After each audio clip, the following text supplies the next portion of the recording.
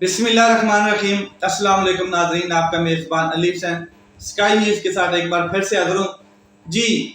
बड़ी अहम तरीन डेवलपमेंट अडयाला जेल में क्या हो रहा है। एक तो इमरान खान साहब के साथ मुलाकातों के हवाले से जो एक SOP नई तैयार की गई है, उसके ऊपर अगर मैं बात करूँ तो अडयाला जेल के हवाले से जस्टिस एजाज इसहाक साहब ने आर्डर जारी किया था कि रोजाना 6 लोगों को इमरान खान साहब की मिलने की इजाजत है। रोजाना की बेस पे 6 लोग इमरान खान साहब के साथ मिल सकते हैं, मगर सुप्रिटेंडेंट अडयाला जेल असद वड़ाइच ने एक SOP मुतारफ कराई है। वो SOP ये है कि सिर्फ मंगल और जुमरात के दिन मुलाकात होगी। 2 दिन मुलाकात होगी इमरान खान साहब के साथ, मंगल और जुमरात के दिन। एक दिन इमरान खान साहब की फैमिली मिलेगी, इमरान खान साहब के साथ मुलाकात करेगी, और दूसरे दिन इमरान खान साहब के साथ उनके वकला, उनके जो टीम है वो मिल सकेगी। अब जो SOP है उसके हवाले से 3 फोकल पर्सन तैनात किए गए हैं इमरान खान साहब के। तीनों के नाम मैं आपको बता दूं तो एक बैरिस्टर गौर साहब हैं, एक शेर अफजल मरवत साहब हैं और एक नियाजुल्लाह नियाजी साहब। 3 फोकल मेंबर, और तीनों फोकल मेंबर्स ने मुआहिदा किया है सुप्रिटेंडेंट जेल असद वड़ाइच के साथ। उसके ऊपर दस्तखत नजर आ रहे हैं कि हम ये 2 दिन वाला जो पॉलिसी है इसके साथ इत्तफाक करते हैं। अब अंदाजा लगा लें कि एक तरफ जस्टिस इसहाक साहब इस्लामाबाद हाई कोर्ट के, जस्टिस एजाज इसहाक साहब कह रहे हैं कि आप 6 दिन मिल सकते हैं और रोजाना की बुनियाद पर 6 लोग भी मिल सकते हैं, कोई मसला नहीं है। मुलाकात से किसी को पाबंदी नहीं, बल्कि कई दफा रिमार्क्स भी आए हैं कि वीडियो लिंक के जरिए क्यों नहीं बात करवाई जा सकती, मसला क्या है। तो ये सारी चीजें देखने के बावजूद दूसरी तरफ पाकिस्तान तहरीक इंसाफ ने ये फैसला क्यों लिया है, क्या वजह है ये फैसला लेने की कि इमरान खान साहब के साथ मुलाकात सिर्फ 2 दिन होगी और बाकी जो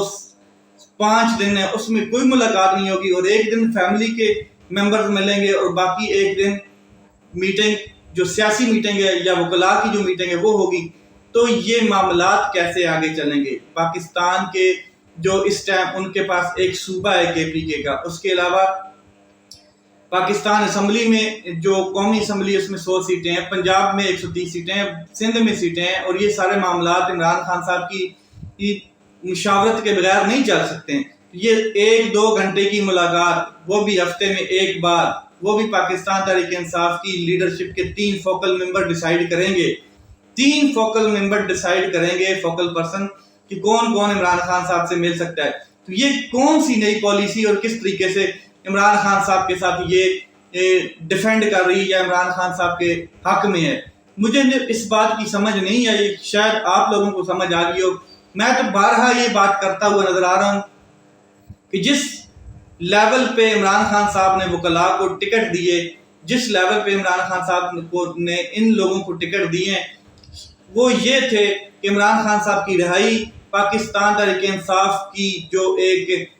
पोजीशन है वो दोबारा बहाल हो। जिस तरीके से 9 मई के बाद पोजीशन को डिस्ट्रॉय किया गया, लेकिन अभी तक ये लोग अपनी, मेरे ख्याल में, सीटें एंजॉय कर रहे हैं जो इन्होंने जीती हैं, हालांकि इनकी कोई वैल्यू नहीं है लोगों की। ये सिर्फ और सिर्फ इमरान खान साहब के टिकट के ऊपर जीत के आएंगे। अब देखते हैं कि दोबारा इस मामले को चैलेंज किया जाता है हाई कोर्ट में या नहीं। फिर इसके अलावा मामला बहुत संगीन होता जा रहा है 6 जजेस के खत वाला, और 6 जजेस के खत को मैं आपको दोबारा अगर एलाबोरेट करूं थोड़ा सा, तो वो ये था कि chief justice Islamabad high court से 12 मुद्दा बयान किया गया, लेकिन उन्होंने इसके ऊपर खामोशी रखी, कोई एक्शन नहीं लिया। चीफ जस्टिस बंदयाल से मिलकर मुद्दा बयान किया गया, उन्होंने इसके ऊपर कोई एक्शन नहीं लिया। चीफ जस्टिस काजी फाइज ईसा साहब से मिले, उन्होंने भी इसके ऊपर कोई एक्शन नहीं लिया। इस बार जस्टिस शौकत सदीकी केस का फैसला सामने आया तो इसमें ये नहीं बताया गया कि धमकियों और हैरासमेंट की सूरत में जजेस को कहाँ शिकायत करनी चाहिए, क्योंकि जस्टिस शौकत अजीज जो थे उनके हवाले से भी यही है कि उनकी जो बरतरफी हुई थी वो भी किसी इंटेलिजेंस एजेंसी और एग्जीक्यूटिव के लोगों ने करवाई थी। तो हैरासमेंट की सूरत में या धमकियों की सूरत में یہ چیز سامنے آئی کہ کہاں کس فورم سے ججز کو رجوع کرنا چاہیے. تو اس تناظر میں کیا قانونی ایکشن لیا جائے. لہذا سپریم جوڈیشل کونسل کو خط لکھ دیا 6 ججز نے، اور اس کے اوپر واضح انہوں نے کہا کہ ہمیں وضاحت دیں کہ ہم یہ کیا کس طرف جائیں، مطلب ہمیں دھمکیاں دی جا رہی ہیں، ہمیں ہراساں کیا جا رہا ہے. اور سپریم جوڈیشل کونسل کا جو کانفرنس ہے اس کو بلا کر ہائی کورٹ کے ججز کے حالات پوچھنے کا کہا گیا. نہیں، بالکل نہیں. قاضی فائز عیسیٰ اور ہم خیال پنچایتی لوگ بیٹھے، ججز نے ریٹائرڈ ایک کمیشن بنانے کا فیصلہ کیا، ایک ریٹائرڈ جج کے کمیشن کا فیصلہ کیا، اور جو جوڈیشل کانفرنس بلائی جانی چاہیے تھی وہ بھی نہیں بلائی، اور فل کورٹ بیٹھ کر اس کو کیس کو سننا چاہیے تھا یا اس کو پٹیشن میں کنورٹ کرنا چاہیے تھا، وہ بھی نہیں بلایا. ہوا کیا کہ یک رکنی ایک کمیشن بنایا گیا، ایک فرد واحد کا کمیشن بنایا گیا، اور اس کا نام ہے جی جسٹس ریٹائرڈ جیلانی صاحب، جسٹس ریٹائرڈ تصدق عباس جیلانی صاحب. تصدق عباس جیلانی جو ہیں ان کے حوالے سے اگر میں بات کروں، جب ان کا نام سامنے آیا ہے تو وہ اب انکوائری کمیٹی کے ہیڈ ہوں گے، جو انکوائری جو کمیشن بنایا گیا ہے، اور کمیشن کی جو سفارشات ہیں، کمیشن کی جو ٹی آر اوز ہیں، وہ کن کے حوالے کیے گئے ہیں. ایک تو وزیر قانون تیار کریں گے، اور دوسرا اٹارنی جنرل صاحب ٹی آر اوز تیار کریں گے کمیشن کے حوالے سے. اب میں اگر آپ کو بتا دوں کہ 75 سالہ بزرگ شخص تصدق جیلانی جو ہیں، تصدق حسین جیلانی جسٹس ریٹائرڈ ہیں، یہ پاکستان کی تاریخ کے سب سے اہم ترین اور خطرناک ترین معاملات جو ہیں ان میں سے ایک معاملے کی تحقیقات فرمائیں گے. اللہ خیر کرے. یقیناً بڑا چیلنج ہے ان کے لیے. اب دیکھنا یہ ہے کہ کیا پاکستانی قوم کو انصاف ملتا ہے، کیا پاکستانی قوم کے 6 ججز کو انصاف ملتا ہے، اور کیا انصاف کی توقع کی جا سکتی ہے ان سے، یہ اب دیکھنا باقی ہے. کیونکہ انصاف صاف اور شفاف تب بھی ہوگا جب یہ ایک انکوائری رپورٹ تیار کریں گے اور صاف اور شفاف طریقے سے کریں گے، ان کے اوپر کوئی دباؤ نہیں ڈال سکے، کوئی پریشر نہ ڈال سکے. لیکن میں آپ کو بتا دوں کہ جسٹس تصدق جیلانی صاحب جو ہیں، ان کے بھائی جو ہیں وہ نگران حکومت یعنی کہ نگران سیٹ اپ کے وزیر خارجہ رہے ہیں. ان کا نام آپ کو میں بتا دیتا ہوں، جلیل عباس جیلانی صاحب. پچھلی جو حکومت گزری ہے، یہ جو نگران حکومت تھی انوار اللہ کاکڑ صاحب کی، اس میں وہ وزیر خارجہ رہ چکے ہیں. اب آپ دیکھ لیں کہ کس طریقے سے اس انکوائری کمیشن کے ذریعے پاکستان کے اسلام آباد ہائی کورٹ کے 6 ججز کو ایک لولی پاپ دیا جائے گا، ایک مٹی پاؤ والا ڈرامہ جو میں نے پہلے بتایا وہی ہوگا، اس کے علاوہ اور کچھ نہیں ہو سکتا ہے. کیونکہ پاکستان میں انصاف ملنا تو بہت دور ہے جناب، اور 6 ججز خود انصاف کے لیے اب عدالتوں میں بیٹھے ہیں، اور سپریم کورٹ آف پاکستان سے رجوع کیا ہے، لیکن انہوں نے آگے سے ایک کمیشن بنا دیا. اب یہ کمیشن اپنی سفارشات اور رپورٹ تیار کرے گا، اور ٹی آر اوز تیار کریں گے اٹارنی جنرل اور وزیر قانون، یہ دونوں مسلم لیگ نون کے نمائندے. پھر جائے گی جو بریفنگ ہے وہ اٹارنی جنرل صاحب دیں گے چیف جسٹس صاحب کو. اب کیا کٹا نکلے گا اور کس طرف کٹا بیٹھے گا یہ آپ دیکھ لیجئے گا. اب میں بات کرتا ہوں کہ جو اسحاق ڈار صاحب ہیں، یہ ہیں سمدھی نواز شریف صاحب کے، لیکن جب سے خزانہ کی سیٹ کے اوپر یعنی کہ فائنانس منسٹری کی سیٹ کے اوپر اورنگزیب صاحب امپورٹنٹ وزیر خزانہ بٹھایا گیا ہے، تو نواز شریف صاحب زیادہ خوش نہیں نظر آتے، اور خوش وہ بھی نہیں نظر آتے حالانکہ ان کو وزارت خارجہ دی گئی ہے اسحاق ڈار صاحب کو، لیکن یہ خوش نظر نہیں آتے. تو ہوا کیا ہے کہ جو مشترکہ مفادات کونسل ہے اس میں حیران کن قسم کی ایک تبدیلی کی گئی ہے. وزیر خزانہ محمد اورنگزیب کو نکال کر شہباز شریف صاحب نے نواز شریف صاحب کے سمدھی وزیر خزانہ اسحاق ڈار کو شامل کر لیا. یہ جو سابقہ وزیر خزانہ تھے، جس شخص کی اصل قابلیت کیا ہے، شریف خاندان کا منشی ہونا یا ان کا سمدھی ہونا، اور اگر اسے وزیر خزانہ پر فوقیت دی گئی ہے تو بہتر ہے کہ اب اس کونسل کا نام بھی تبدیل کر دیا جائے اور وہ بھی مشترکہ شریف خاندان مفاد کونسل رکھ دیا جانا چاہیے، کیونکہ یہ چیز نواز شریف صاحب کو برداشت نہیں ہو پا رہی تھی کہ کسی بھی حالت میں کسی بھی طریقے سے وزیر خزانہ اورنگزیب جو ہیں وہ سسٹین کریں، اور ان کو وہ سمجھتے یہ تھے کہ ہونا یہ چاہیے کہ اسحاق ڈار صاحب اس فیلڈ میں اتریں،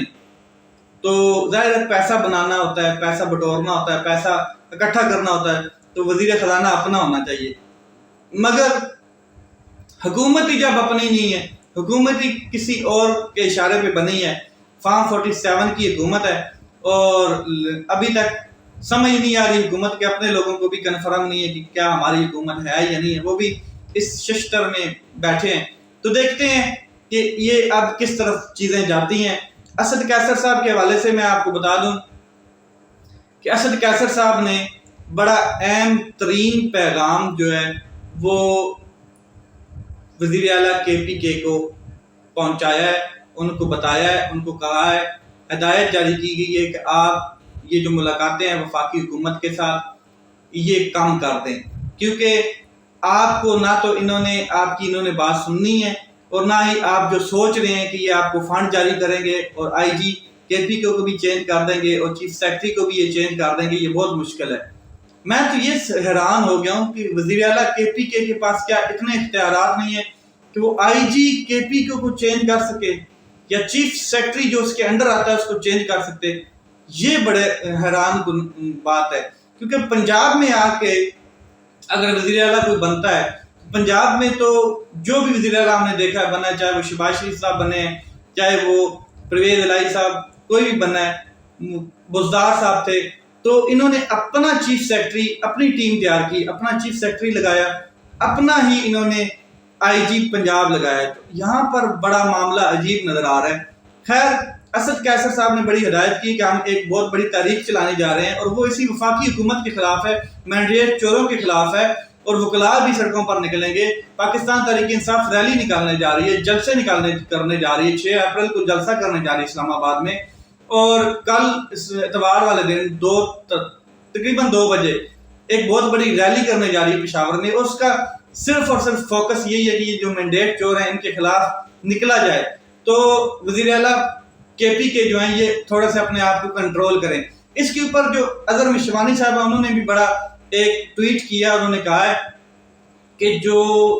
وزیر اعلیٰ KPK ہیں ان سے میری ملاقات ہوئی ہے، ان سے بات ہوئی ہے، ان سے یہی بات ہوئی ہے، تو انہوں نے بالکل واضح مجھے کہا ہے کہ میری ملاقات جن لوگوں سے بھی ہو رہی ہے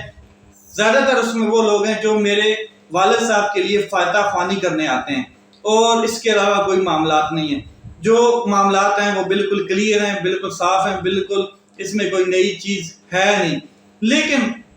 ایک جو محسن نقوی کی ملاقات ہے اس کے حوالے سے بھی انہوں نے کہا کہ اس سے ملاقات بادشاہ ڈیم اور میمر ڈیم پر چائنیز کمپنی کے کام کو